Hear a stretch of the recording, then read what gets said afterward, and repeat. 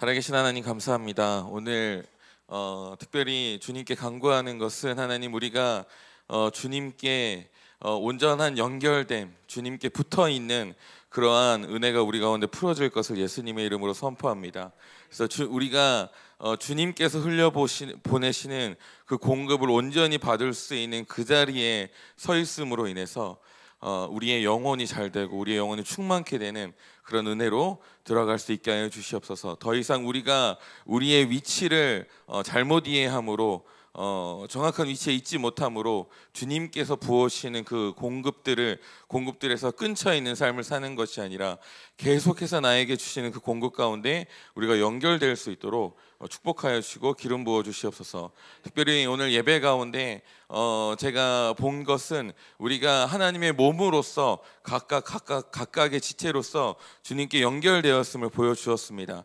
하나님 이런 기름 부음이 이 교회 가운데 풀어지게 하여 주셔서 각자가 각자의 자리에서 주님께 오는 충만한 공급을 누릴 뿐만이 아니라 자기의 일을 감당함으로 교회를 영광스럽게 세우는 그 영역으로 나아갈 수 있도록 축복하여 주시고 기름 부어 주시옵소서. 예수님의 이름으로 기도합니다. 아멘. 네, 오늘 설교 제목은 예수님의 제자 그룹입니다. 우리 다 같이 읽어볼까요? 시작. 네, 사실은 예수님의 식구들이라는 제목으로 설교를 나누고 싶었어요. 원제는 예수님의 식구들이었는데 도대체 예수님의 식구들이라고 하면은 어떤 설교가 들려질지 상상이 안 될 것 같아서 예수님의 제자 그룹이라는 제목으로 바꿨습니다. 그래서 원래 우리가 지금 에센셜 홈 스위트 홈이라는 주제를 가지고 나아가고 있는데 예수님께서는 어떻게 가정 생활을 하셨는가? 물론 예수님 결혼하시지 않았잖아요. 그래서 예수님 결혼한 가정 생활은 아니지만 제자들과 한 식구로서 3년간 공생의 삶을 사셨어요. 그 공생의 삶을 살펴보면서 예수님의 가족됨은 무엇인가? 그래서 그 예수님의 가족됨이 우리에게 어떤 것을 말씀해 주시는가에 대해서 살펴보도록 하겠습니다.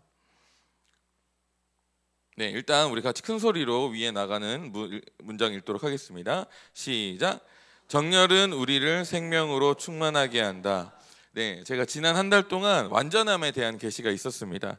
이게 한 달에 한 번 설교하는 자의 특권이에요. 네, 월간 이바울의 설교는 계시가 충만하다. 할렐루야. 네, 매주 하면 제가 매주 설교하는 분들의 어려움을 알거든요. 계시가 없을 때도 억지로 해야 될 때가 있어요. 그게 설교자의 책임이잖아요. 근데 이게 한 달에 한 번이면 계시가 오기에 충분한 시간입니다. 그래서 계시가 충만한 제 상태를 여러분들에게 나누니까 여러분 저 계시를 나눌 수 있는 것도 굉장히 제가 즐거운데 여러분들도 그 풍성한 계시를 누리는 시간이 됐으면 좋겠습니다. 원래 제가 예전에 사역할 때는 늘 땜빵하는 역할을 했거든요. 설교자가 설교를 하기로 했는데 갑자기 몸이 안 좋다든지 기타 등등의 이유로 안 나오는 그런 적이 많았던 교회였어요. 그러면 준비가 아무도 안 돼 있고 난 도저히 컨디션이 안 된다. 저는 이번 주는 계시가 없어서 설교를 못 하겠어요 하면은 저는 계시가 없는데도 설교를 했습니다. 예배 인도도 원래 제 타이밍이 아니었는데 예배 인도를 오늘은 도저히 컨디션이 안 좋아서 못 하겠어요 하면은 제가 했습니다. 그러니까 이 충분히 준비가 되지 않은 상태로 설교하고 사역을 하는 것에 대한 어려움을 제가 잘 알고 있습니다.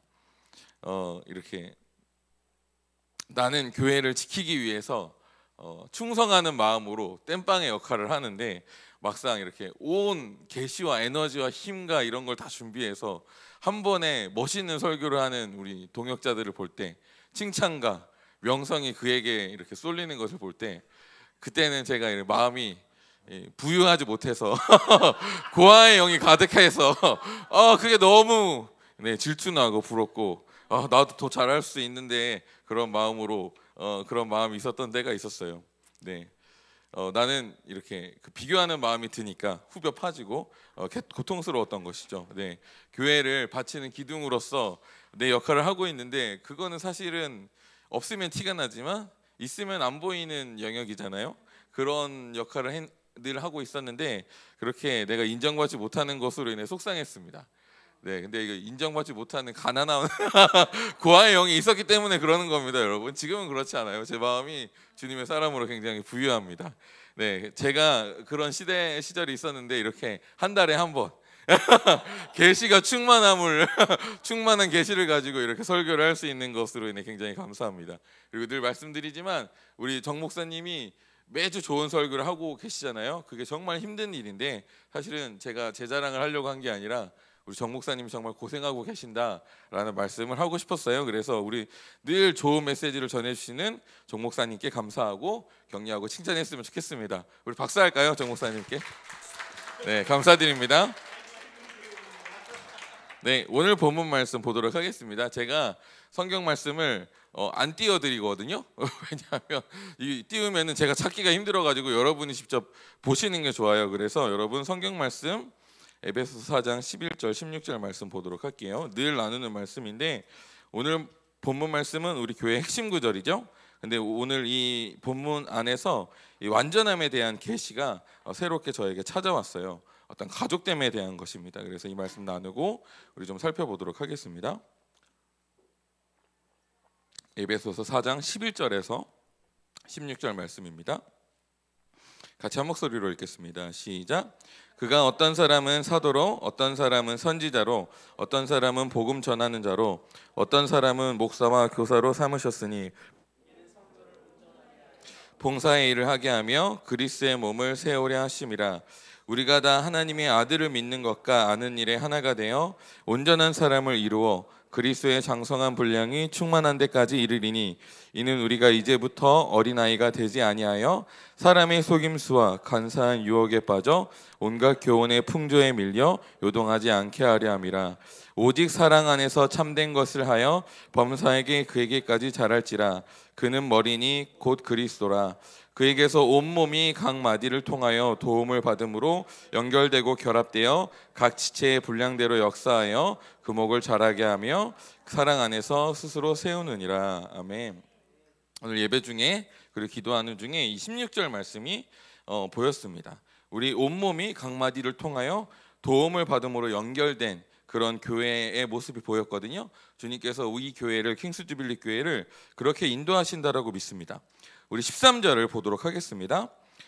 사실 제가 이 13절 말씀 가운데 우리는 다 하나님의 아들을 믿는 것과 아는 일에 하나가 되어 온전한 사람을 이루어 라고 제가 지난번에 설교를 나눌 때 이 온전함이란 말이 제가 배우기에는 정렬이다, 뼈가 맞춰지는 것이다, 뼈가 제인 위치에 있는 것이다 라고 배웠는데 사실 이 의미는 저에게 깊이 있게 다가오지 않았습니다. 그래서 제가 일반적으로 이 온전함에 대해서 온전한 사람이다라고 설명했을 때 완전한 사람을 의미한다. 우리는 완전한 존재, 완전한 성도의 기준으로 주님께 나아갈 수 있다는 것에 대해서 나눴고 그 근거를 13절 전반부로 설명했습니다. 믿는 것과 아는 일에 하나가 되는 것이 우리가 완전한 상태다라고 제가 여러분들에게 나눴어요. 그래서 이 부분에 이 믿는 것과 아는 일에 하나가 되는 것은 제가 이제 계시를 받는 것, 계시적으로 주님을 아는 것, 영광으로 주님을 아는 것, 이름으로 주님을 아는 것 이렇게 설명해 왔는데 개념이 굉장히 추상적이고 이해하기 어렵기 때문에 혹시 이 부분에 대해서 더 깊은 이해를 알길 원하신다면 저를 찾아오시면 제가 개인적으로 레슨해 드리도록 하겠습니다. 하나님을 이름으로 아는 것, 영광으로 아는 것, 계시로 아는 것, 네, 이 부분에 대해서 오늘 나누지 않을 것이기 때문에 이 부분에 대해서 알길 원하시는 분들은 저에게 개인적으로 찾아와 주시면 제가 설명해 드리도록 하겠습니다. 그런데 최근에 이 완전함에 대한 의미, 뼈가 맞춰짐, 정렬됨에 대한 계시를 주님께서 저에게 주셨고 그래서 이것들을 여러분들이랑 나누고자 합니다.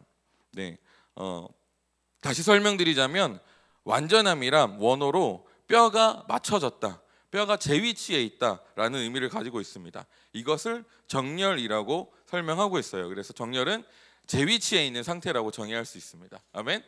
여러분이 제 위치에 있다면 정렬되신 거예요. 아멘. 너무 쉽죠? 이해가 되시죠? 근데 이제 문제는 뭐냐면 그래서 제 위치는 어딘데요? 라고 하면 어려워지는 거예요.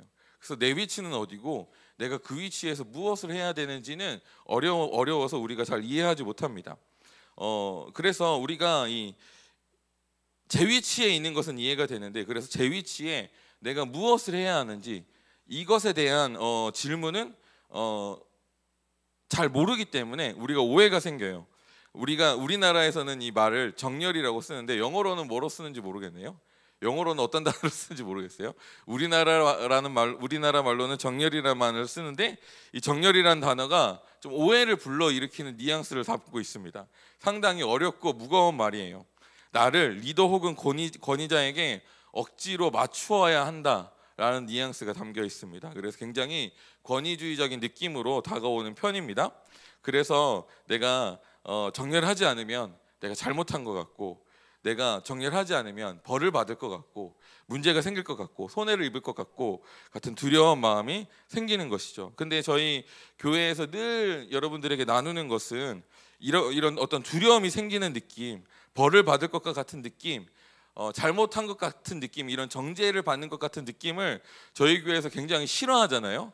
이것은 존중과 반대되기 때문에. 그런데 또 정렬이란 단어를 쓰고, 그러니까 이 두 사이에서 약간 이해되지 않은, 그래서 어떻게 하라는 말이죠? 라는 좀 질문이 생겼어요. 근데 저는 이번에 계시를 받으면서 완벽하게 이 문제를 해결했습니다. 기대되시죠? 네, 여러분 은혜가 되셨으면 좋겠습니다. 네, 그래서 이 정렬에 대해서 아주 구체적으로 나눌 거예요. 내가 제 위치에 있다는 것이 무엇인지, 내가 거기에서 어떻게 해야 되는지 이해가 된다면, 이 정렬이 오해가 생기는 말이 아니라 나에게 굉장히 유익하고, 내가 이렇게 우리 16절 말씀에 보면은 몸에게 연결되어서 주님으로부터 공급을 받는다. 그리고 그 상태에 있으면 사랑 안에서 스스로 세워진다 라고까지 되어 있거든요. 이것이 정렬된 상태가 누릴 수 있는 복이에요. 그래서 우리가 한 몸의 제 위치에 있으므로 공급받는 자로서 나아가기를 축복합니다. 이것이 정렬의 축복입니다. 네, 정렬은 결국 주님으로부터 오는 공급을 받기 위해 주님께서 우리 가운데 말씀하시는 거예요. 아멘. 제가 오늘은 웬만하면 컴팩트하게 설교를 하려고 굉장히 많은 부분을 줄여서 하려고 생각하고 있습니다. 네, 그래서 우리가 이 정렬에 대해서 이해할 때 이것은 어떤 경지가 아닙니다. 내가 이미 어느 수준을 뛰어넘어서 경지에 이르렀다는 것이 아니라 내가 어떤 상태에 있다. 그러니까 정렬 완전한 사람이라는 것은, 온전한 사람이라는 것은 내가 특정한 상태, 주님이 요구하시는 상태에 있으면 자연스럽게 우리가 그리스도의 충만한 경지에 이르게 된다라고 오늘 우리가 읽었던 본문 말씀 13절이 기록하고 있어요. 우리의 갈망이잖아요. 주님처럼 되는 것, 온전해지는 것, 완전해지는 것, 거룩해지는 것.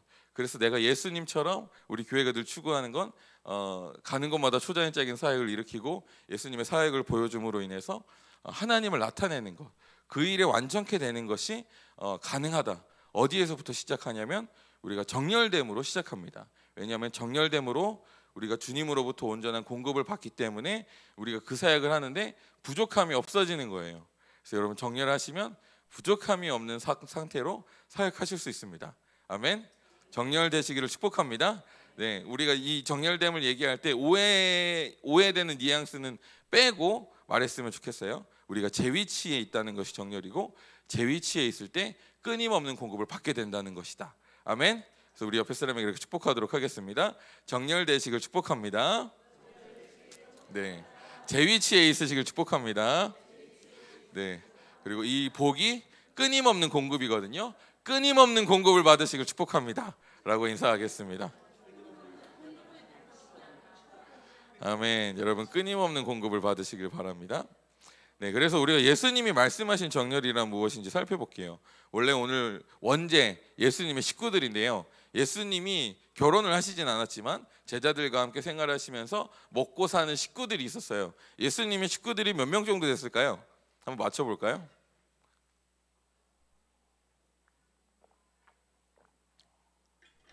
네, 아무도 대답을 안 해주시네요. 되게 대답하기 어려운 분위기죠.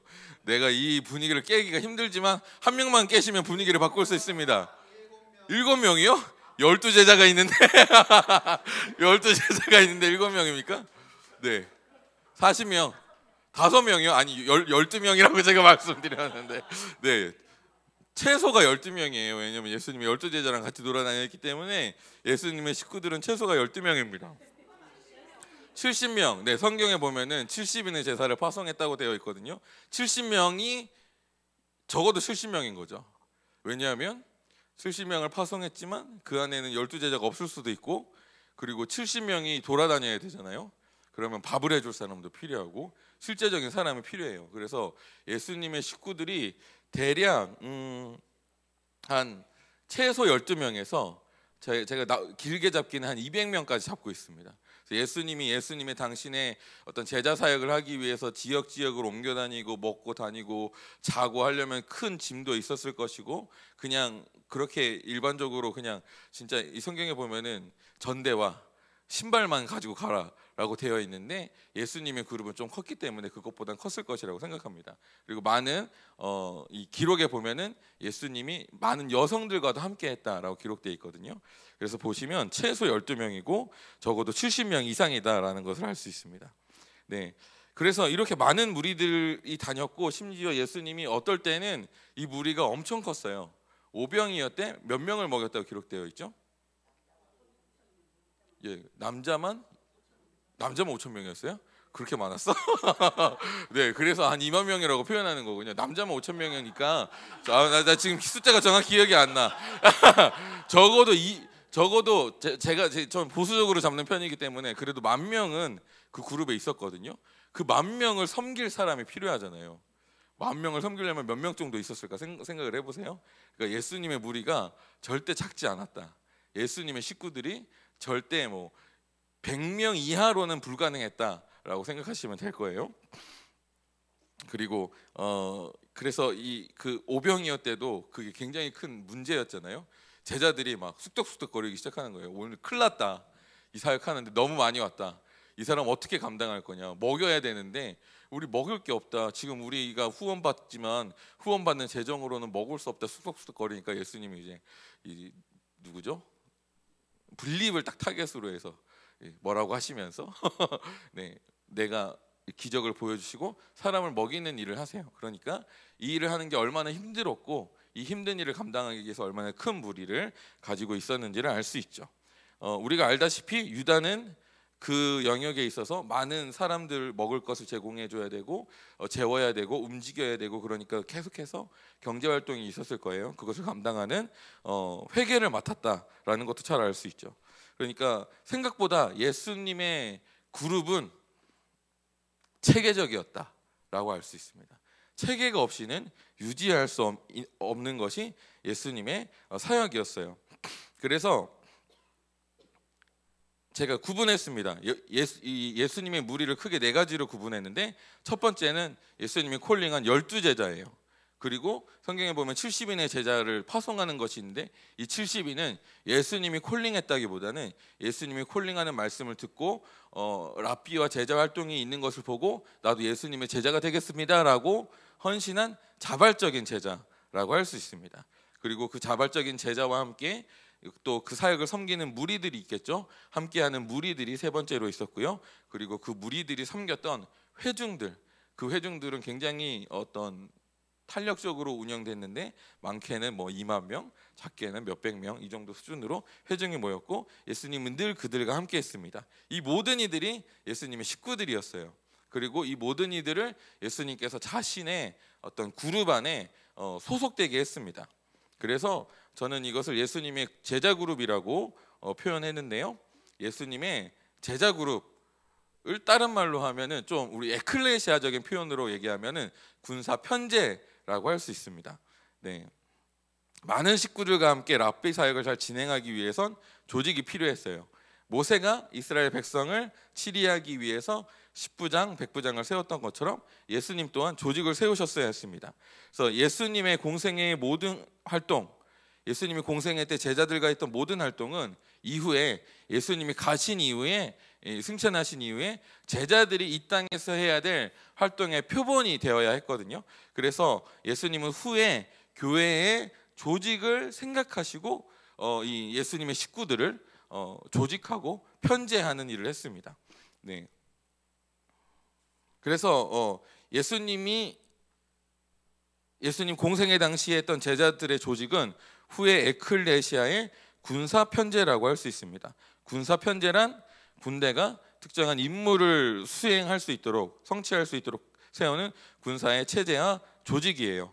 자, 예를 들어서 이제 군대를 갔다 오시면 아시겠지만 분대가 있고 소대가 있고 중대가 있고 대대가 있고 뭐 연대가 있고 뭐 사단이 있고 그렇죠. 저 잘 몰라요. 전 대대 제가 제대한 곳은 대대였기 때문에 그 이상은 잘 모릅니다. 네, 그렇게 되는 것이죠. 그렇게 인원을 적재적소에 배치하고 이렇게 잘 그 임무를 할 수 있도록 딱딱 이렇게 구분짓는 것을 편제라고 합니다. 우리가 오중사역을 배우잖아요. 오중사역은 군대로 이렇게 비유하면은 뭘까요? 네? 편제 아니고, 자, 우리 제대하신 우리 남성분 뭘까요? 오중사역은 뭐라고 표현할 수 있을까요? 군대로 비유하자면 보직이죠. 역할이니까 보직이라고 할 수 있고, 그 보직 안에는 보직도 편제에 맞춰서 분대가 있고 대대가 있는 것이죠. 무슨 말인지 아시죠? 그래서 오중사역은 보직이에요. 어떤 역할을 하느냐. 근데 그 보직 안에 각 이렇게 예수님이 정한 어떤 편제가 계속해서 있었던 것이죠. 자, 그것들에 대해서 살펴보도록 할 거예요. 그래서 이 조직은 예수님이 의도적으로 앞으로 계속 확장 가능한 교회의 표본이 되기 위해서 제자들과 함께 세웠던 조직이기 때문에 굉장히 어떤 목적과 의도와 깊이 있는 의미를 담고 있었다라고 할 수 있습니다. 이 조직은 가족됨을 누릴 수 있는 가장 이상적인 형태고 가치와 문화를 공유할 수 있는 가장 이상적인 형태였다라고 이해할 수 있어요. 그래서 우리가 특별히 어디에 집중해야 되냐면 예수님께서 12명의 제자를 불렀다는 것에 집중해야 됩니다. 예수님의 조직이 이 12명과 함께하는 조직이 예수님의 조직의 가장 기초였어요. 그리고 예수님은 이 12명 중에 몇 명을 수제자로 세웠죠? 네, 수제자로 분명히 세우셨죠. 그러니까 조직이 분명히 존재했다는 것을 의미하고 예수님이 3명을 케어했고 이 3명이 나머지 9명을 그냥 케어했다라고 하겠습니다. 9명을 케어했고 그렇다는 것은 예수님 밑에 3명의 편제가 있었고 그리고 그 3명의 밑에는 또 각각의 3명의 편제가 있었습니다. 네, 이거를 요즘 말로는 바이너리라고 하는데 제가 마치 지금 설명하는 게 약간 그 뭐랄까요, 네트워크 마케팅 설명하는 것처럼 하고 있네. 그러니까 네트워크 마케팅도 굉장히 조직으로 사업을 일으키는 것처럼 예수님도 분명한 이런 조직으로 사업을 일으켰다라고 이해할 수 있죠. 그래서 우리가 보시면 그림으로 이렇게 설명해 드릴게요. 아이고 안 보이네. 보일 줄 알았는데 안 보이네요. 네, 옆에서 보셨으면 좋겠습니다. 여기서 보이길 바랬는데 안타깝네요. 옆에 보시면 탑 리더가 계세요. 리더 예수님이 계신데 예수님 밑으로 수제자 베드로와 야고보와 요한이 있었습니다. 그리고 이 수제자 밑에는 제자 1, 제자 2, 제자 3이 있었어요. 네, 이해가 되시죠? 여기까지가 1세대 교회입니다. 그리고 이제 2세대는 그 제자 밑에 자발적인 제자 1, 2, 3이 위치했고요. 그리고 자발적인 제자 밑에는 무리 1, 2, 3이 있었고 무리 밑에는 회중 1, 2, 3이 있었습니다. 네, 그래서 우리 숫자로 표기하면은 보이시나요? 지금 화면이 안 넘어갔군요. 네, 숫자로 표기하면은 1 예수님이고요. 3명 수제자고 9명은 12제자입니다. 그래서 이 12명이 1세대 교회였다. 예수님이 1세대 교회였다라고 표현할 수 있어요. 그리고 그 다음 2세대 교회가 9부터 시작하는 게 아닙니다. 3부터 이 수제자로부터 시작해서 수제자와 9명의 제자가 또 다른 3명씩을 담당한 것이죠. 예, 우리 예수님의 편제는 항상 한 리더가 3명을 담당하는 형식으로 이루어졌어요.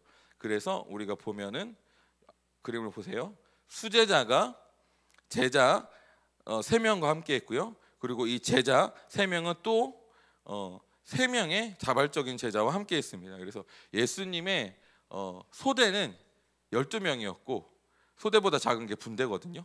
분대는 3명이었다. 근데 이 분대는 뭐라고 표현해야 되지? 네, 분대는 3명이었다. 그렇게 이해하시면 되겠습니다. 근데 1세대 교회는 이 분대만을 의미하는 것이 아니라 소대 12명을 의미한다라고 이해하시면 되겠어요.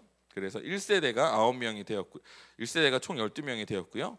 이제 2세대가 되면서 3배 증가해서 27명의 어떤 자발적인 제자들이 있었고 그 다음에 3세대 81명의 무리들이 있었고요. 그 다음에 4세대 243명의 회중이 있었다. 이것이 예수님이 조직을 하시면서 어떤 자신의 그 편제, 가족됨, 특별히 저는 문화의 공유를 위해서 가장 이상적으로 이렇게 편제를 만드셨다라고 생각합니다. 누가복음 10장 보면은 우리 김경재 집사님께서 70명의 제자들에 대해서 얘기했는데 예수님께서 제자들을 보내서 복음을 전하게 하셨어요. 70명의 제자를 따로 세워서 파송하셨습니다. 그렇다는 것은 이미 예수님께는 이때 3세대 제자들이 있었다라는 것입니다. 네, 그러니까 예수님이 얼마나 이 조직을 잘 구비했고 이 조직을 잘 사용해서 확장하셨는지에 대해서 이해하실 필요성이 있습니다. 성경적인 제자화는요 항상 4세대를 바라봅니다. 우리 말씀 찾아보도록 할게요. 디모데후서 2장 2절입니다. 디모데후서도 이 4세대까지 바라본다는 것이 명확히 나와 있어요.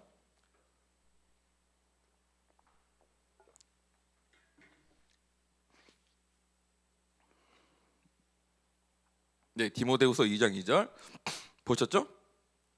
우리 한 목소리로 읽도록 하겠습니다. 시작. 또 내가 많은 증인 앞에 내게 들은 바를 충성된 사람들에게 부탁하라. 그들이 또 다른 사람을 가르칠 수 있으리라. 자, 여기서 리더의 역할을 있는 사람은 바울입니다. 바울의 제자는 디모데였어요. 그래서 여기서 내가가 디모데입니다.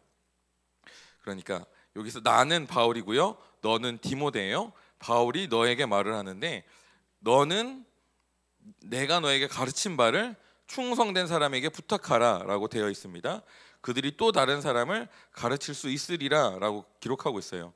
여기는 정확히 말하면 3세대 교회까지가 기록된 것이라고 할 수 있겠네요. 그래서 일반적으로 그냥 편하게 4세대로 설명하도록 하겠습니다.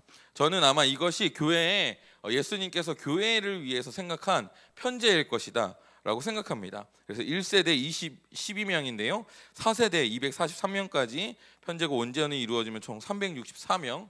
네, 1년이 365일이잖아요. 그래서 기억하기 좋아요. 거의 364명이 정렬되는 것을 의미합니다. 제가 어디서 책에서 배웠는데 우리 어른 성인의 뼈는 200 몇 개로 기록되어 있거든요. 근데 아이가 처음 태어났을 때는 뼈가 안 붙어서 뼈 숫자가 더 많대요.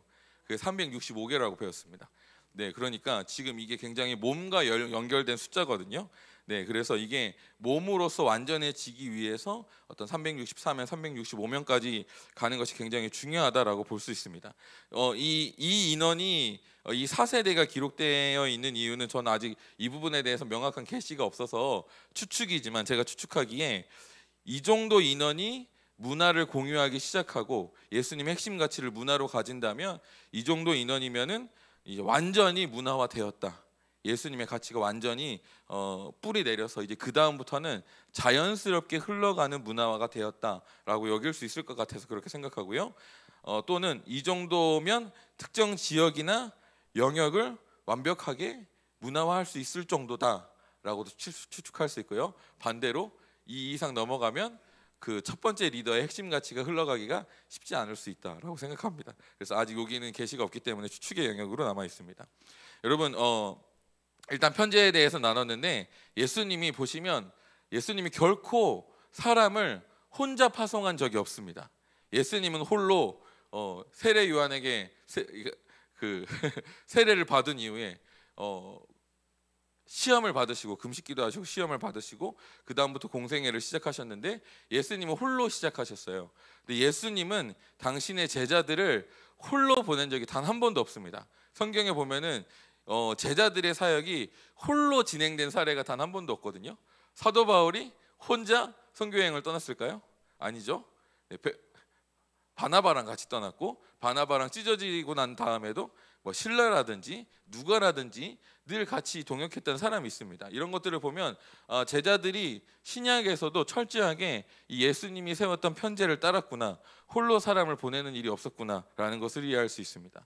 그래서 예수님 이 성경에도 보면은 70인을 파송할 때도 저것도 둘을 같이 보냈고요. 그런 걸 보면은 예수님께서 이렇게 이 특정한 역할을 하도록 파송할 때 그냥 보냄 없이 반드시 이 편제를 구성해서 팀으로 파송했다는 것을 이해할 수 있습니다.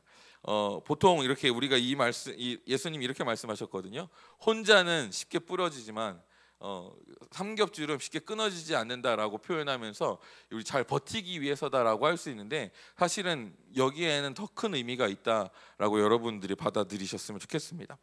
에클레시아는 정복하는 기구예요.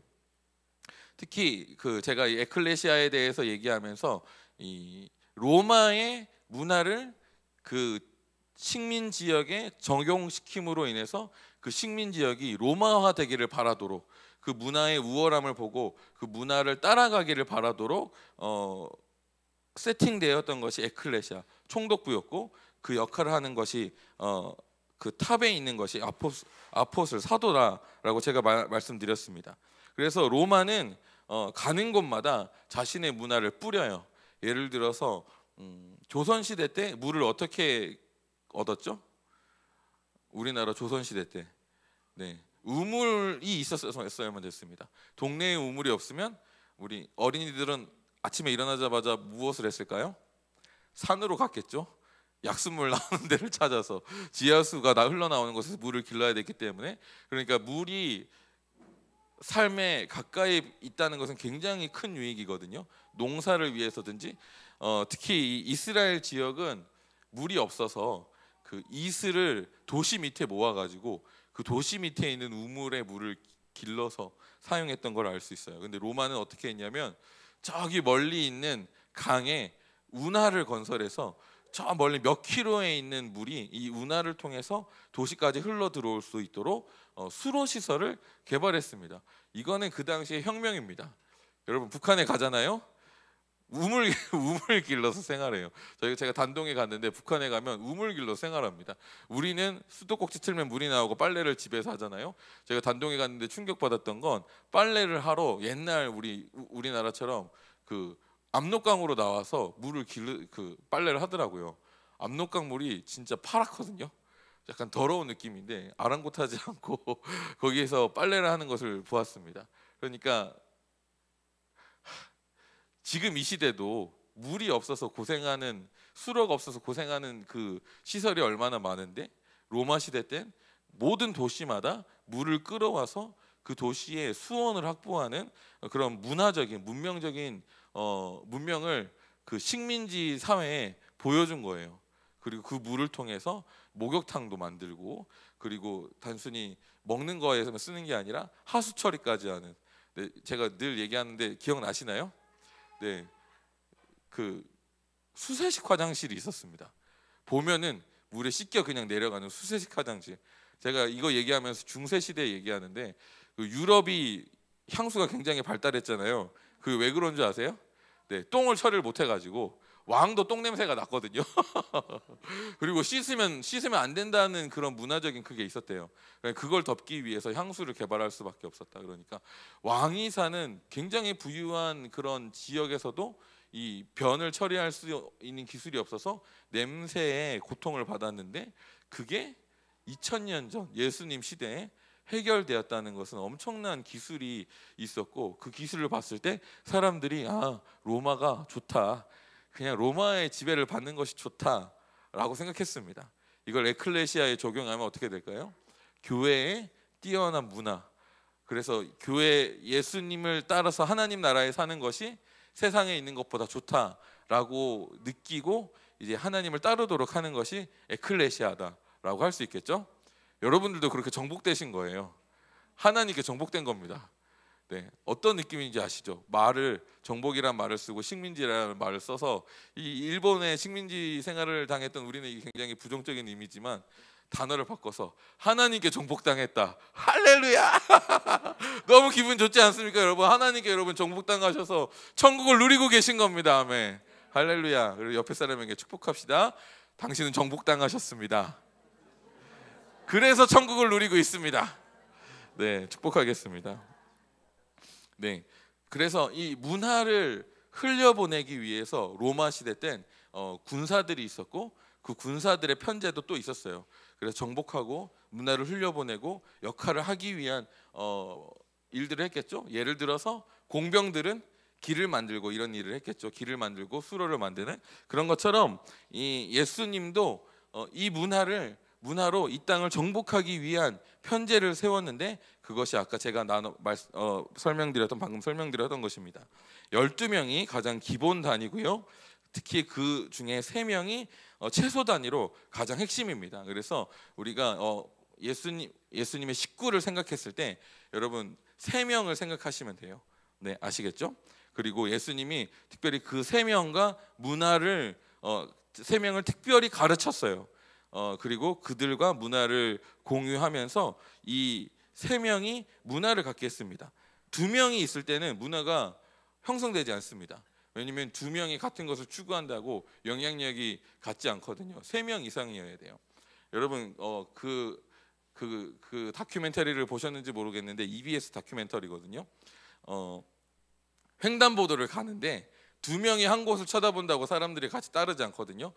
횡단보도를 가는데 3명이 갑자기 한 곳을 쳐다보잖아요. 그러면 건너는 사람이 다 쳐다봐요. 이게 이 문화의 영향력이고 그게 최소 단위거든요. 그래서 2명으로는 영향을 주기에는 적합하지 않은 인원이에요. 둘이 문화를 공유한다고 해서 그것이 다음 세대로 흘러갈 수 없는 인원입니다. 최소 3명이고 가장 이상적인 인원은 4명이에요.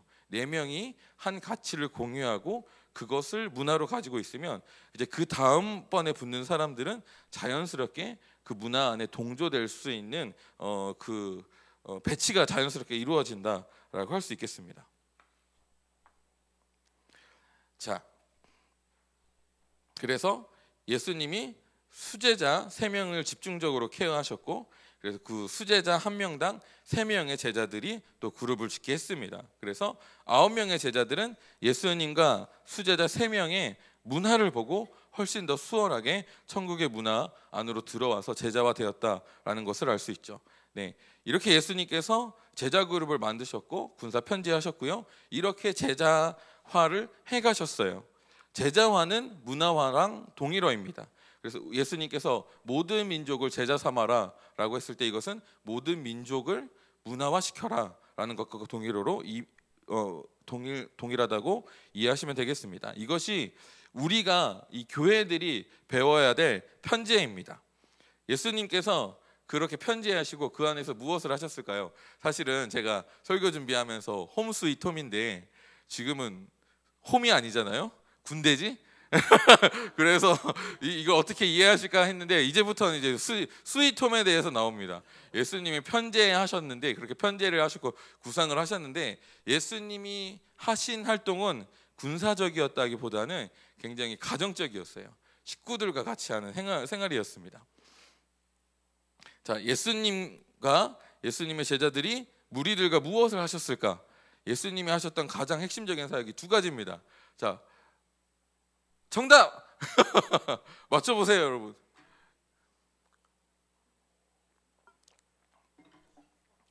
정답입니다. 네, 제가 사실 힌트를 줬거든요. 식구들이라고 표현해서 역시 똑똑하세요. 그리고 예수님이 늘 하셨던 일 돌아다니시면서 가르치셨어요. 그래서 예수님의 핵심 사역은 강론과 식사였습니다. 강론과 식사 탁월하십니다. 제자화와 문화화는 이 2가지로 완성됩니다. 강론으로 가르쳐요. 근데 강론으로만은 어렵습니다. 이 교회에서 저희가 오중 사역과 성도 운동에 대해서 끊임없이 가르쳤거든요. 그래서 사실은 제 안에 의문이 있었어요. 이 정도 얘기했으면 이제 좀 존중할 때 되지 않았나? 이 정도 얘기했으면 이제 그만 싸우고 좀 이해할 때 되지 않았나? 근데 사실 집에서도 잘 안 돼요. 저희 집에서도 잘 안 되고 이게 정말 어렵다는 거 알고 있습니다. 그래서 제가 사실은 그렇게 생각했는데 이거는 그냥 나의 착각이었다. 강론만으로는 불가능하다는 것을 깨달았고 이 강론이 반드시 삶으로 이어져야 된다. 근데 또 삶만으로는 또 안 되거든요. 삶만으로는 그 핵심 가치가 무엇인지 이해하기가 충분하지 않습니다. 그래서 예수님이 제자화하신 사역의 핵심은 강론과 식사가 있었다. 이 식사는 강론은 가르쳤다는 것을 의미하고요. 식사는 삶을 함께했다. 삶을 함께하면서 실제로 가르치는 바로 어떻게 살아가는지를 보여주었다라는 것을 의미하고 있습니다. 네, 그래서 예수님이 의도적으로 공생의 기간을 3년을 가졌어요. 3년 동안 제자들과 동고동락하셨어요. 끊임없이 동고동락하셨습니다. 제자들은 예수님이 기도 생활하는 것도 보았고, 예수님이 자기를 어떻게 온유하게 대했는지, 존중했는지도 보았죠. 막 제자들끼리 막 지지고 볶거든요. 네가 높냐 내가 높냐 막 싸웠거든요. 예수님이 막 찾아가서 막 한탄을 하시면서 아마 저와 같았을 거예요. 그 정도 가르쳤으면 이제 해야 되지 않아? 네, 그러면서 그 하늘나라에서 높은 자는 섬기는 자다. 어린아이와 같은 자가 가장 높은 자다라고 하면서 강론하셨고, 실제로 어린아이처럼 예수님께서 직접 섬기는 모습을 본으로 보여주셨습니다. 물론 이제 예수님께서 가르치는 일을 하셨기 때문에 주로 이렇게 많은 섬기는 무리들이 있었을 거예요. 근데 예수님이 12제자에 대해서는 철저히 섬기셨을 겁니다. 왜냐하면 그것이 그 가르침의 본질이었기 때문에. 그 꽃이 무엇일까요? 제자들을 섬기는 꽃이 이제 성찬을 하시고 뭐라 그러죠? 세족식을 한 것이 예수님의 섬김의 꽃이었어요. 그래서 내가 너희를 이렇게 섬겼듯이 너희도 너희들의 제자들을 섬겨라. 기름 부음이 옵니다, 여러분. 감동이 오지 않습니까, 여러분? 이게 예수님이 제자들과 함께 하셨던 그 그룹의 식구됨이었어요. 가르치셨고 같이 삶을 나누셨고 섬기셨습니다. 네.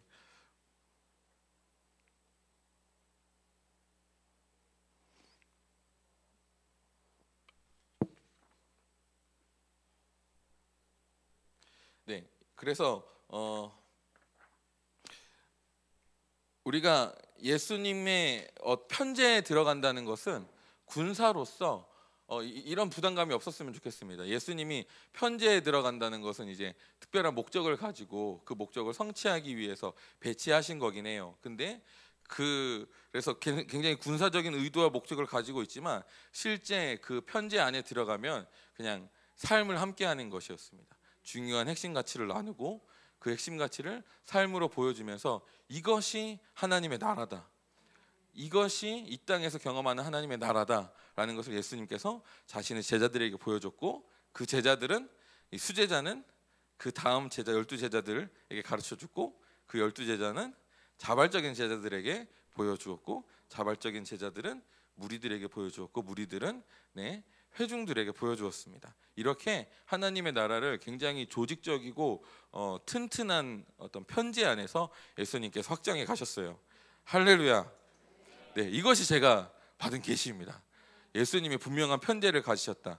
3명을 통해서 계속 이렇게 확장하는 편제를 가지셨다라는 것입니다. 자, 정렬한다는 것은, 그래서 처음에 우리가 정렬을, 제 위치에 있는 것이 뭐라고 했죠? 네, 완전한 것이다. 뼈를 맞추는 것이다. 그리고 그럴 때 우리가 완전한 공급, 끊임없는 공급을 받을 수 있다라고 했습니다.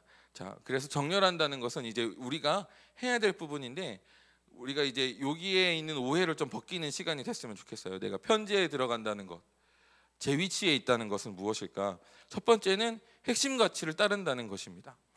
우리가 정렬한다는 것은 핵심 가치를 따르는 거예요. 예수님께서 우리에게 주시는 핵심 가치를 따른다. 그 교회마다 핵심 가치가 다르거든요. 여러분이 교회에 정렬했다는 것은 그 교회의 핵심 가치를 따른다라는 것을 의미하고 있습니다. 예수님께서 제자들을 부르셨을 때 뭐라고 말씀하셨냐면 나를 따라오라고 하셨어요. 그러니까 제자화, 문화화는 팔로잉입니다. 이건 일단 우리가 무조건 우리가 예수 편지에 들어간다는 것은 기본적으로 따름이 반드시 수반돼야 됩니다. 그래서 제자들은 예수님의 핵심 가치를 따랐어요. 예수님은 제자들에게 하나님 나라의 가치, 천국의 가치를 가르쳤습니다. 그리고 제자들은 그것을 따랐습니다. 그래서 예수님 당시에 제자들, 그 이후에도 마찬가지로 예수님을 따르는 삶을 살았잖아요. 그러니까 초대교회 때 특히 안디옥인가로 기억하는데, 안디옥에서는 그들이 너무 철저하게 완벽하게 이 편지 안에서 서로를 사랑하고 서로를 섬기는 삶을 살았어요. 그러니까 세상과는 완전히 구별된 문화를 가지고 있었던 거예요. 그러니까 세상이 교회를 보고 뭐라 그랬냐면 그리스도인이라고 칭하기 시작했습니다. 다른 종족이다, 다른 문화화 되었다, 그렇게 표현했거든요. 이것이 예수님을 따라가는 우리가 온전히 가져야 될 모습이에요.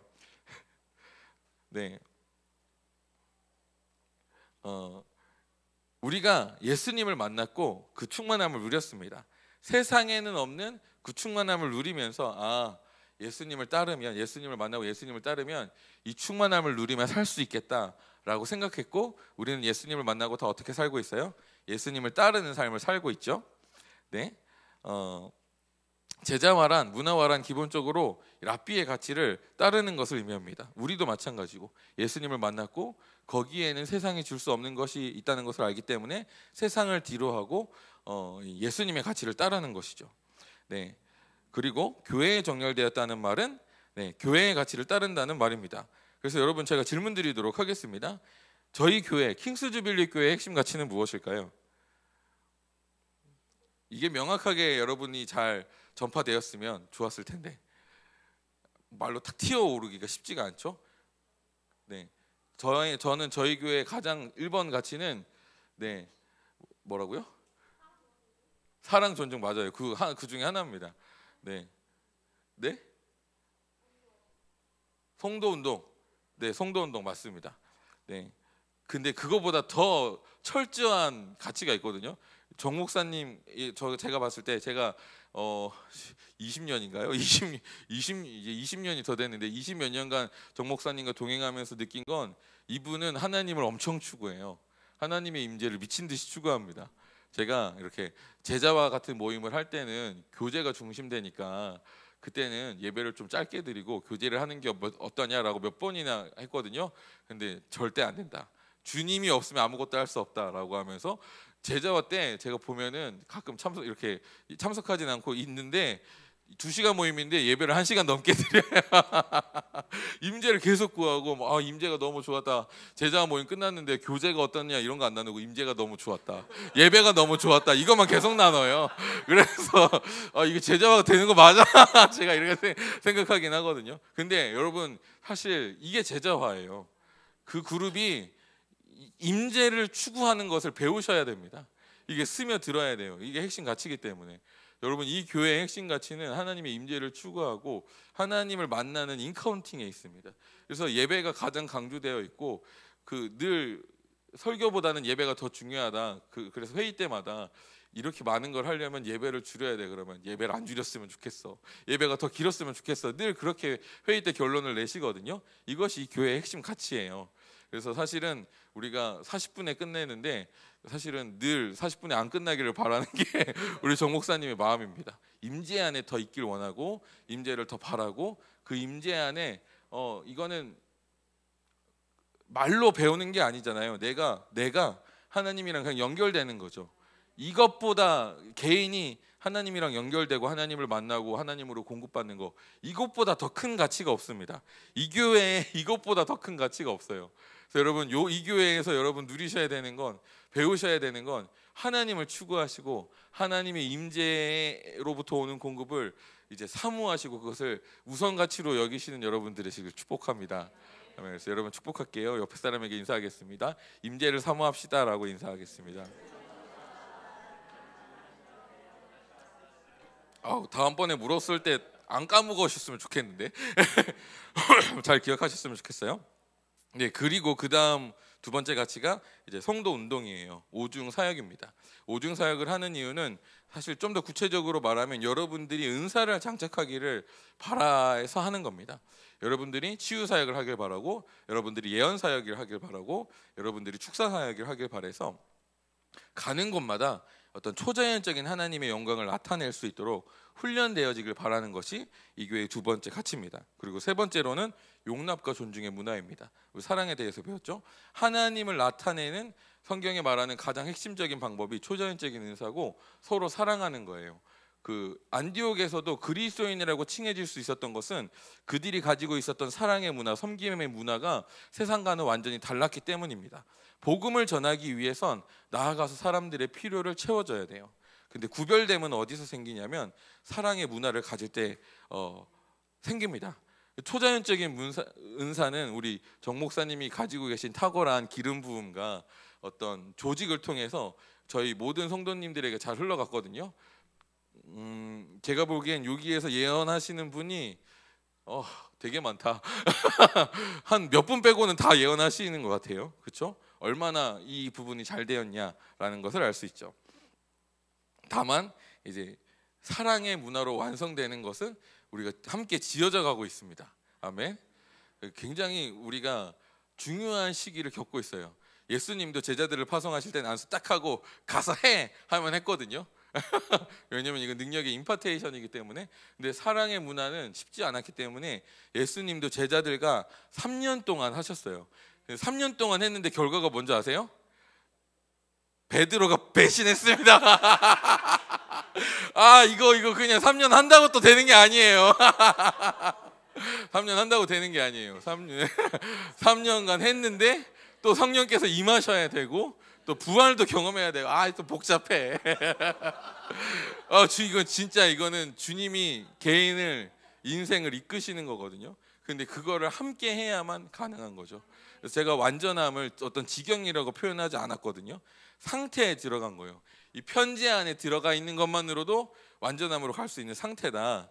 이해가시 충만함으로 편지 안에 들어가면 이제 여기서 이제 지지고 볶고 하시면서 사랑으로 완성되어 간다. 우리 아까 본문 말씀에도 보면 16절에 그렇게 기록되어 있습니다. 제가 읽어드려야지. 좀 약올르시겠지만 그에게 온몸이 각마디로 통하여 도움을 받음으로 연결되어 결합되어 각 지체의 분량대로 역사하여 그 몸을 자라게 하며 사랑 안에서 스스로 세우느니라 라고 기록되어 있습니다. 네, 이제 완전해지면 우리가 사랑 안에서 완전해지는 지경까지 나아갈 수 있는 거예요. 그것은 이제 그리스도의 장성한 분량, 충만의 경지고, 그 경지로 가기 위한 이제 필요 충분 조건은 무엇이냐? 우리가 그 제자 그룹 19그룹으로 들어가는 것입니다. 그 그룹 안으로 들어갈 때 우리가 그렇게 될 수 있습니다. 그래서 우리가 그리고 우리 교회가 또 하나 추구하는 게 무엇이냐면 세상으로의 파송입니다. 네, 7 영역으로 흘러 들어가는 것. 그래서 이제 이 모든 것이 교회의 핵심 가치라고 할 수 있고요. 이 가치를 따르고 있다라고 한다면 우리는 큰 틀로 다 교회에 정렬했다라고 할 수 있습니다. 저는 이 교회의 풍파를 겪었는데도 계신 이곳에 남아 계신 여러분들을 볼 때마다 감사합니다. 정렬해 주셔서 감사합니다 생각하거든요. 이 다 교회에 정렬해 주신 여러분들 너무 축복하고요. 여러분들이 이 가치를 따르고 있다는 것을 알고 있습니다. 그래서 예수님이 12명의 제자들과 모았는데, 그리고 이 12명의 제자들을 통해서 4세대 총 363명의 편제가 있었고, 그 모든 제자들은 다 예수님의 이 핵심 가치를 따르는 이들이었어요. 아멘. 이 교회가 계속해서 이 핵심 가치를 가르치고 흘려보내는 교회가 되길 바라고, 그런 많은 사람들이 이렇게 정렬되었다라고 할 수 있습니다. 그러니까 363명 다 예수님께 정렬되었다라고 할 수 있어요. 그런데 이제 그건 큰 틀로 정렬되었다라고 이해할 수 있습니다. 근데 이제 작은 틀로는 예수님께서 편제를 나누신 이유가 있거든요. 문화 코드가 맞아야만 정렬이 가능해집니다. 이거는 억지로 해서는 안 되는 부분이에요. 왜냐하면 핵심 가치에 동의한다고 해서 누군가가 랍비와 관계를 맺은 것은 아니거든요. 큰 의미에선 정렬을 한 것이지만, 예를 들어서 예수님도 자발적인 무리들과 자신의 12제자를 구별하셨어요. 왜냐하면 거기에 굉장히 많은 의도가 있는데, 적어도 이 12명과 형성이 되어야만 흘러가는 것도 있지만, 인간적인 기준으로 봤을 때 의도가 있거든요. 반드시 자기랑 결이 맞는, 문화 코드가 맞는 사람과 함께 해야만 정렬이 이루어졌기 때문입니다. 조금 쉽게 설명하자면 이런 거거든요. 예수님의 수제자가 베드로와 야고보와 요한이었어요. 베드로의 성격을 아십니까? 불같은 사람이죠. 굉장히 베드로를 이제 열심당원이라고 표현하기도 하는데, 그 예수님을 찾으러 온 사람이 있는데 예수님이 칼을 들어가지고 귀를 잘라버릴 정도로 굉장히 남성적이고 에너지가 강력한 사람이었습니다. 싸움을 불사를 정도로 힘 있는 사람이었어요. 근데 요한은 어떤 사람이었나요?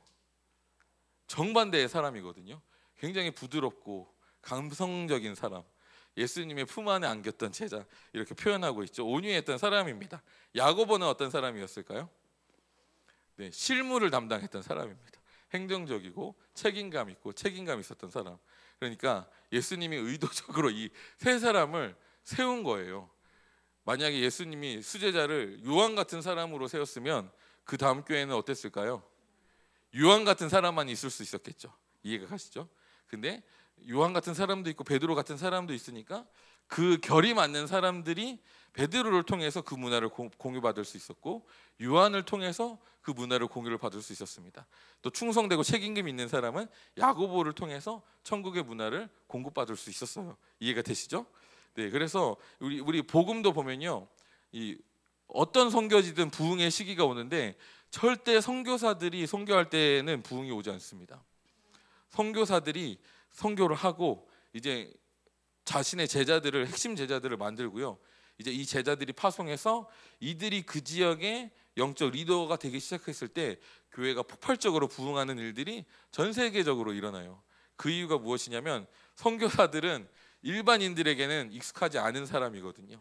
선교사를 통해서 복음이 전해지고 영향이 전해지기에는 익숙하지 않다라는 장벽이 있어요. 근데 이 장벽이 이제 이 선교사의 리더십이 현지인 사역자에게 전가되는 순간 이런 익숙하지 않음이란 장벽이 사라지죠.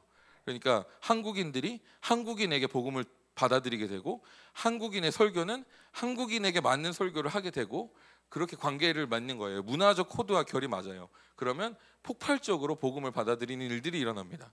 아멘.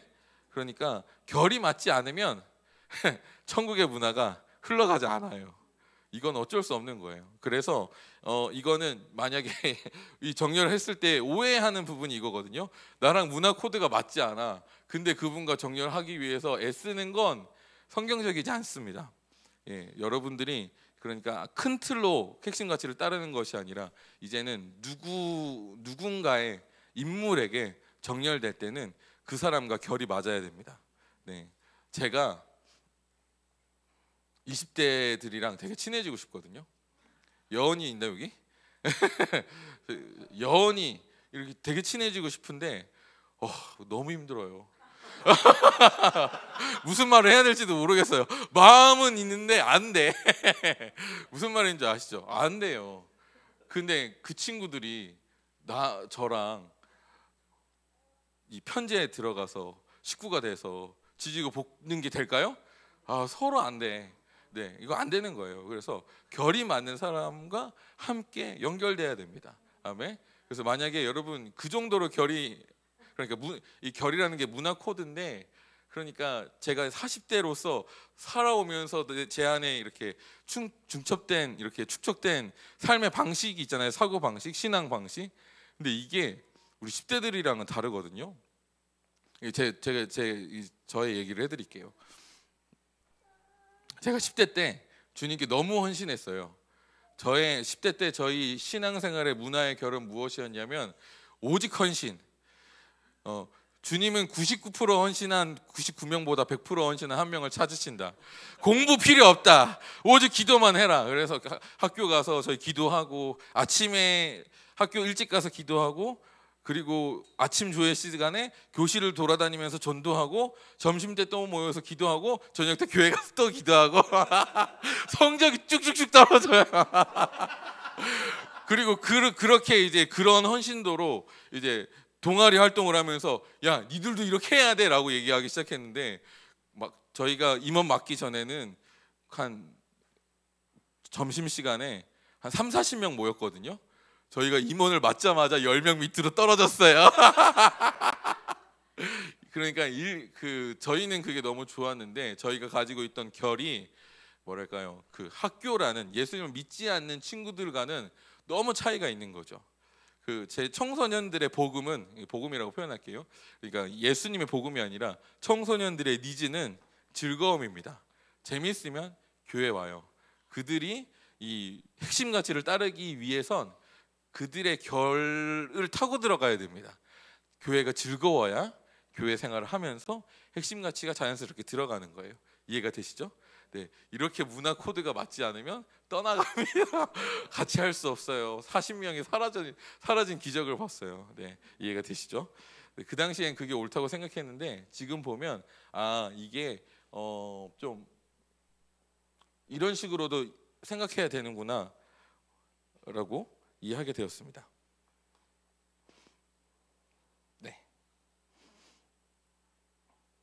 네, 그래서 여러분 말씀드리자면 우리의 제 위치는 이 편재 가운데 속한다는 것입니다.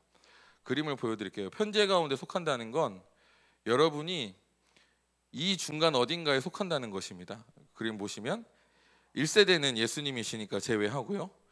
2세 수제자들도 큰 그림으로 보면 예수님의 어떤 편재 아래에 있었고요. 그리고 그 수제자의 아래는 3명의 제자가 있었습니다. 여러분 수제자로 기억하셔야 돼요. 우리가 정렬되어 있다는 것은 무엇이냐면 수제자의 위치에 있어야 된다는 것입니다. 탑리더로 있는 것이 아니라 누군가의 밑에 정렬되어 있다는 것이고 또한 내 밑에 누군가가 있어야 된다. 이것이 정렬되었다는 거예요. 이 놀라운 계시인데, 네, 만약 정렬되었다라고 했을 때 여러분 이렇게만 생각하시면 잘못하시는 겁니다. 내가 누군가 밑에만 정렬되어 있어야 된다. 이것은 성경적인 정렬이 아니에요. 여러분이 정렬되었다는 것은 누군가의 밑에 바르게 위치해 있다는 것뿐만이 아니라 여러분 밑에 누군가가 있으셔야 됩니다. 그것이 바른 위치고 그 위치에 있는 상태가 완전한 상태예요. 아멘. 그래야만 사랑으로 완전해질 수 있습니다. 예를 들어서 아래 있으면 윗사람에게 맞추기 위해서 고생해야겠죠. 이해하고 용납하는 훈련을 해야 돼요. 여러분의 밑에 누군가 팔로워가 있는데 이들은 또 여러분들과 차이가 있어요. 이들과 또 함께 하기 위해선 또 지지고 볶고 하셔야 됩니다. 이 과정 가운데 이해와 용납을 배우게 되고 사랑을 배울 수 있게 되는 것입니다. 네, 그래서 편재 가운데 우리가 제 위치 정렬했다는 것은 이 편재 가운데 이 위에만 있고 아래만 있는 것이 아니라 가운데 있어야 된다라는 뜻입니다. 물론 영적 어린아이 가출생하신 분들 예수님 막 만나가지고 이제 막 배우셔야 되는 것들 성경을 읽는 걸 배우고 기도를 하는 걸 배우고 기타 등등 하는 것을 배우는 사람들은 내가 그냥 밑에만 있을 수 있겠습니다. 그런데 일반적으로 적어도 영적으로 청년의 영역에 계신 분들은 위아래로 다 있으셔야만 온전한 편재에 있다라고 할 수 있습니다. 자, 이제 마지막이에요. 이거 나누고 같이 기도하도록 하겠습니다. 네, 그리고 우리가 온전히 예수님의 뜻대로 정렬했다는 것은 정렬하겠다는 의지가 동반되어야 됩니다. 그러니까 이건 어떤 것이냐면 이제 나와 결이 맞는 사람과 그 그룹 안에 들어갔어요. 근데 결이 맞음에도 불구하고 개인의 스타일의 차이가 발생하기 시작합니다. 네, 그러니까 베드로가 예수님이랑 관계가 껄끄러웠을까요? 안 껄끄러웠을까요? 물론 부드러웠겠죠. 근데 충돌이 늘 있었습니다. 예수님이 베드로한테 귀신아 떠나가 사단아 떠나가라까지 했잖아요. 네, 있었어. 그러니까 베드로가 충분히 따른다고 했지만 그 베드로가 가지고 있는 이해의 한계. 그러니까 베드로도 가끔 예수님을 보면 예수님 너무 힘들다. 예수님 꼰이다 꼰. 이렇게 하셨을 수도 있어요. 네, 이해가 되시죠? 그러니까 아무리 예수님도 정말 하나님으로서 완벽하게 하셨지만 그 개인이 가지고 있는 한계로 인해 스타일의 차이가 있었고 부딪힘이 있을 수밖에 없었습니다. 마찬가지로 뭐 예수님 위에는 없었겠지만 아래로는 있었고 베드로가 또 그 밑에 있는 제자들과 함께하면서 12명의 제자들과 함께하면서 문제가 없었을까요? 문제 있었어요. 맨날 보아노게라는 친구가 있었어요. 우레의 자식들, 성격 더러운 녀석들. 제가 봤을 때 베드로 그룹이었습니다. 비슷해가지고 베드로 그룹이었고 거기서 맨날 네가 높네, 내가 높네. 예수님이 이제 왕국 건설하시면 내가 제일 높은 자리에 갈 거네. 막 그렇게 막 경쟁하셨, 막 그렇게 계속 그런 말 하면서 시간을 보냈겠죠. 그러니까 우리가 정렬했다는 것은 내가 그 편재 중앙에 있고 그 중앙에서 개인의 스타일 차이 때문에 겪을 고통들, 상처들, 스크래치들도 감당하겠다. 내가 거기에서 주님의 뜻 안에서 성장하겠다 라는 의지가 있어야 합니다. 네, 제가 홍정식 목사님을 굉장히 존경합니다. 저는 그분의 핵심 가치를 완벽하게 따르고 있어요. 그리고 둘 다 작곡하는 일을 하고 있습니다. 근데 서로 만든 노래를 좋아하지 않아요. 홍 목사님이 제가 만든 노래를 흡족해 하는 걸 본 적이 없어. 저도 근데 홍 목사님 노래가 저에게 딱 달라붙지 않거든요. 네, 왜 그럴까요? 장르가 달라요. 개인적인 스타일의 차이가 있는 거예요. 근데 저는 홍 목사님을 철저히 따르고 있습니다. 왜냐하면 핵심 가치도 같고 문화적 결도 다른데 이건 개인적인 스타일이잖아. 내가 극복해야지 어떡하겠어. 그분의 나의 그 아버지가 되시는데 어떡하겠어. 맞추는 거죠. 그리고 뭐 계속 이제 홍 목사님은 마음에 들어 하시지 않지만 이바울 목사 곡을 만들면 어때 하면은 열심히 만들어내고 하는 노력을 하고 있습니다. 언젠가는 흡족해 하시는 날이 오겠죠. 네, 이해가 되시죠? 근데 문제는 그 흡족해 않음을 견뎌야 되는 의지가 있어야 따를 수 있어요. 근데 이거는 제가 왜 말씀드리냐면 이건 여러분이 하셔야 되는 역할입니다. 그러니까 정열에 대해 오해는 풀어드렸어요. 결이 다른 분들이랑 같이 할 수 없습니다. 근데 결이 같아서 이 그룹에 들어갔어요. 여러분 킹스 주빌리 교회라는 교회에 결이 같아서 들어왔어요. 근데 정 목사님의 스타일이 나랑 달라. 그럴 수 있습니다. 이바울 목사의 스타일이 나랑 달라. 네, 좀 더 다르게 얘기해 볼게요. 이 교회에 들어왔어요. 정 목사님 스타일 사람이 있겠고 제 스타일 사람이 있겠습니다. 처음 이 교회가 왔을 땐 우리 정 목사님이 굉장히 영적으로 예민하고 그 감성적으로도 예민한 교회였거든요. 온 교회 성도들이 다 예민한 거예요. 말 한마디를 못 하겠어. 상처받을까 봐. 너무 예민해가지고. 저는 그런 성격이 아니거든요. 제가 그 교회 딱 갔어요. 제가 너무 힘든 거예요. 교사적인 사람이 없네. 나랑 같이 있어줄 사람이 없네. 근데 그때 계시가 있었습니다.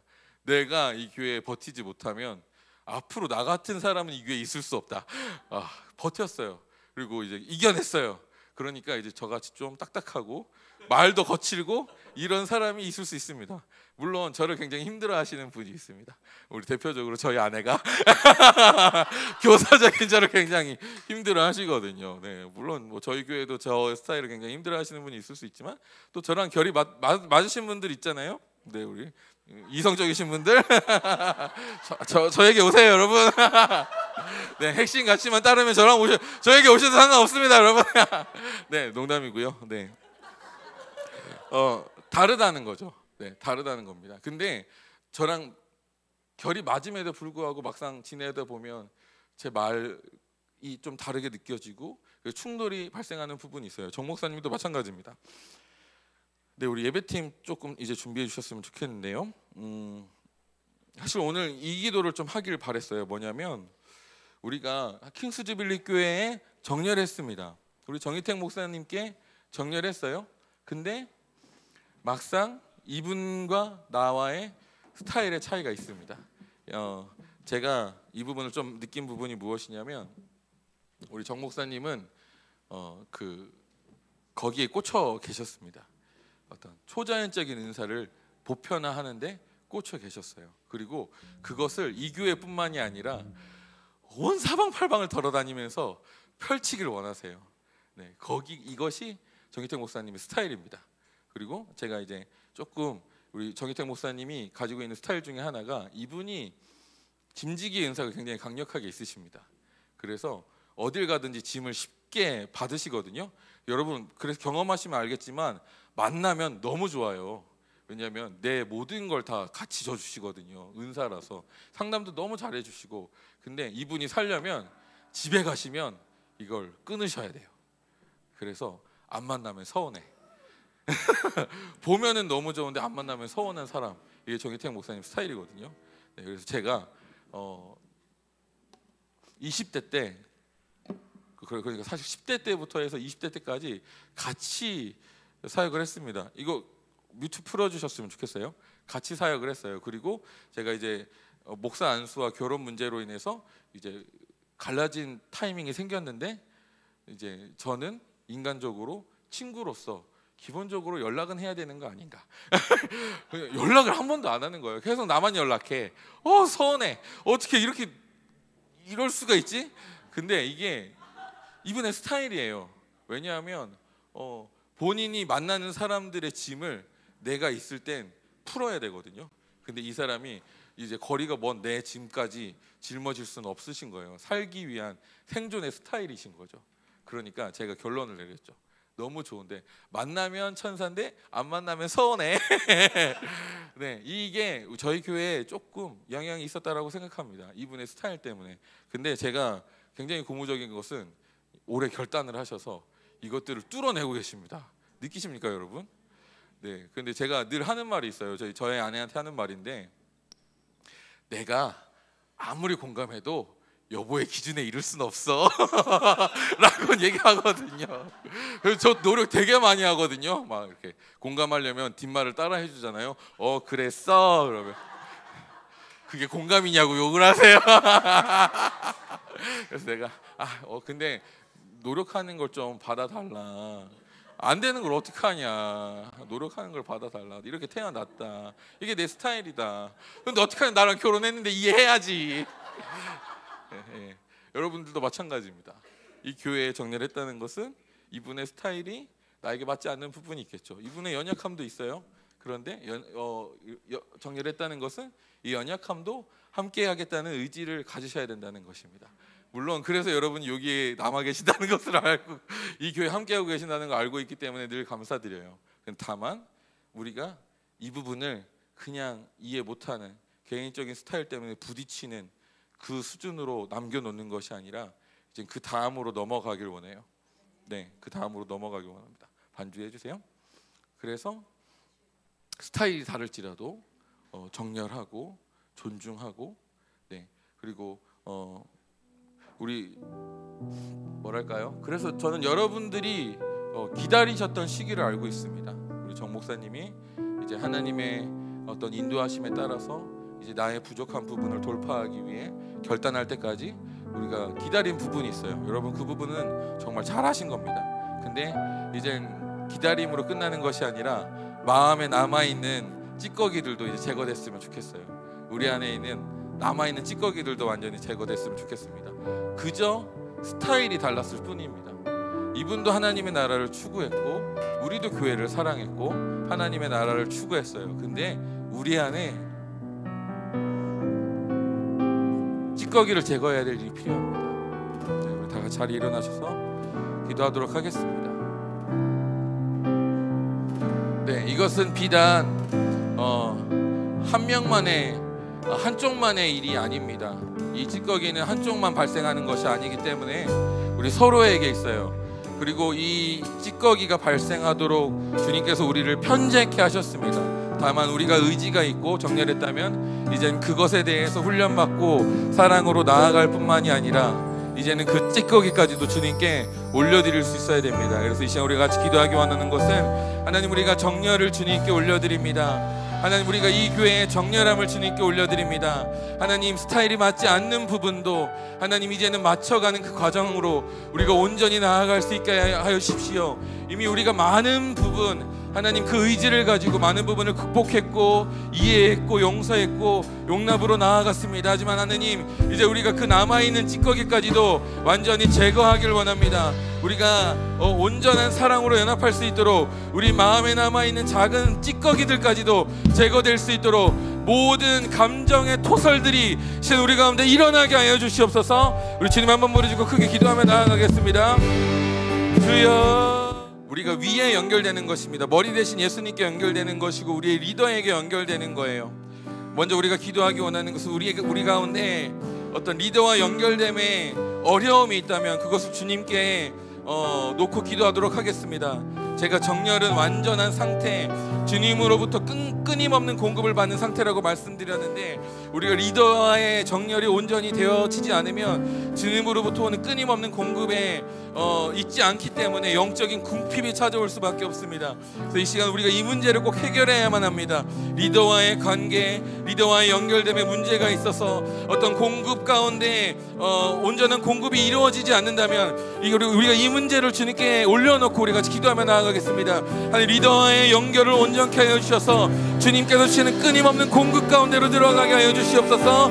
우리 주님 한번 부르짖고 기도하겠습니다. 이 부분은 우리가 정렬 때 생각하지 않는 영역이지만 우리 성경이 말하는 정렬 가운데는 내가 중간에 편재되어 있어야 합니다. 중간에 위치해야 있어야 합니다.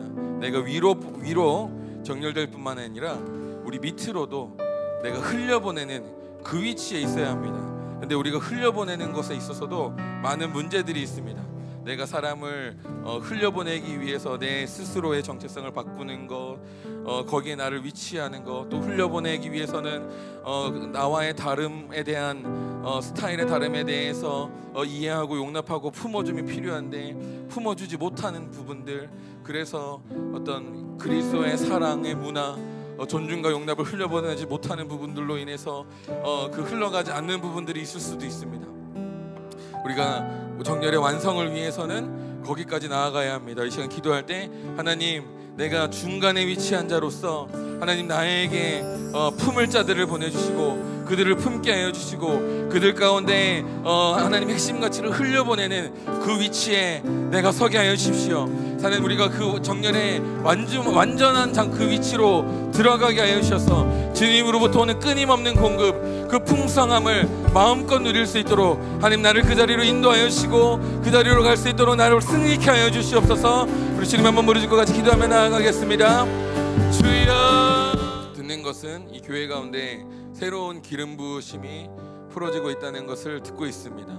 어떤 권능과 치유의 기름 부음들이 활성화되고 있는 일들이 이 교회 가운데 일어나고 있습니다. 그 이유는 우리 가운데 어떤 정렬의 수준이 높아져 가고 있기 때문에 주님께서 이제 주님으로부터 오는 공급이 다시 이 교회 가운데 활성화되었다라는 것을 의미합니다. 제가 오늘 기도하면서 계속 영으로 보는 것은 뼈가 제 위치에 맞아 들어가는 모습들을 주님께서 계속해서 보여주고 계십니다.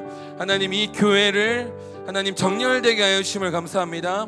하나님, 위로 정렬될 뿐만 아니라 하나님 아래로 정렬되게 하여 주심을 감사합니다. 하나님, 이 교회가 온전히 정렬됨으로 하나님, 하나님의 가치가 하나님 위에서부터 아래까지, 몸의 위에서부터 아래까지 완벽하게 주님 관통되어지게 하여 주십시오. 하나님, 결에 맞는 사람들끼리 그룹 지어지는 일들이 일어나게 하여 주시며 하나님, 스타일이 맞지 않을지라도 하나님 그것들을 극복해내는 의지를 가진 자들이 일어나게 하여 주시옵소서. 하나님, 이 교회가 온전히 정렬되어서 하나님 교회에서 교회 가운데 주시고자 하시는 그 영광, 만물을 충만케 하시는 자의 그 충만함, 그 능력의 충만함, 권능의 충만함, 복음의 충만함, 영혼들이 구원되고 아픈 자들이 치유케 되며 상한 자들이 일어나는 그 놀라운 부흥의 역사가 하나님 킹스 주빌리 교회 위에 일어날 것을 선포합니다. 그러한 부흥을 주실 주님을 찬양합니다. 예수님의 이름으로 기도합니다. 아멘. 주님께 영광의 박수 올려드리겠습니다. 할렐루야.